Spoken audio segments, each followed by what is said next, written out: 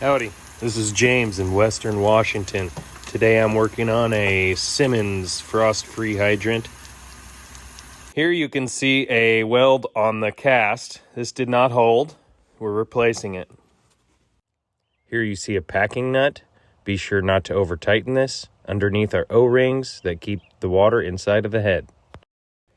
Here's a set screw. This slides up and down with the handle to move the plunger rod so that your valve closes and opens underground. Here I'm taking apart the handle since later in my video you can't see it up close.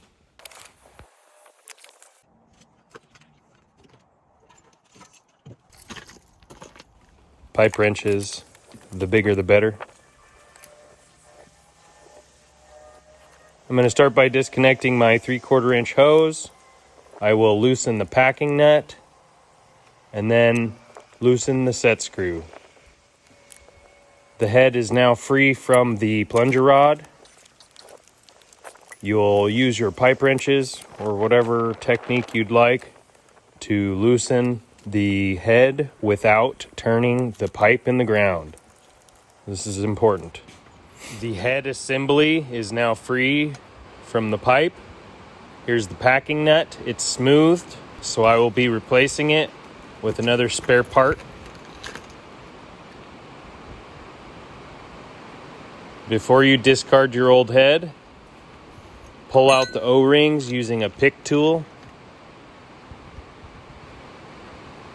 Not sure if they're supposed to have two, but mine had two, so I'm going to put them both back in. Saved about $100 by ordering just the cast assembly without all of the hardware. So we will be reusing existing hardware on the new cast head. O-rings go in, packing nut goes in to press them in.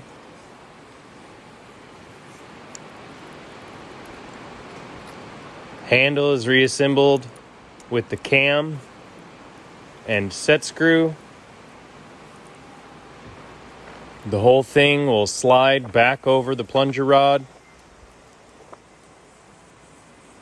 I will proceed to tighten the head onto the pipe, being sure not to turn the pipe underground.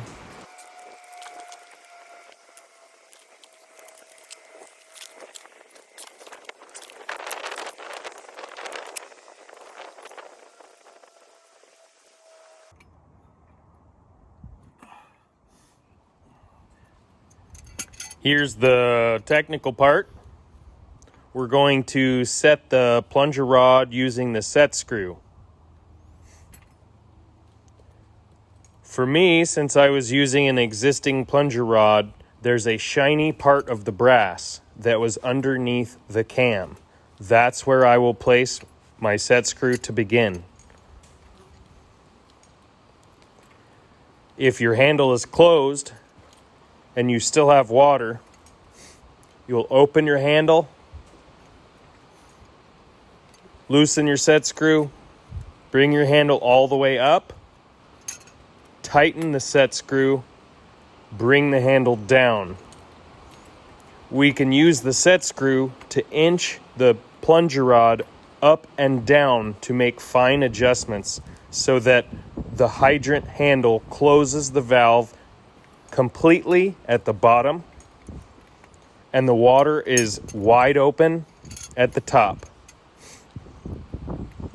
When you find the sweet spot for the set screw on the plunger rod, tighten that up.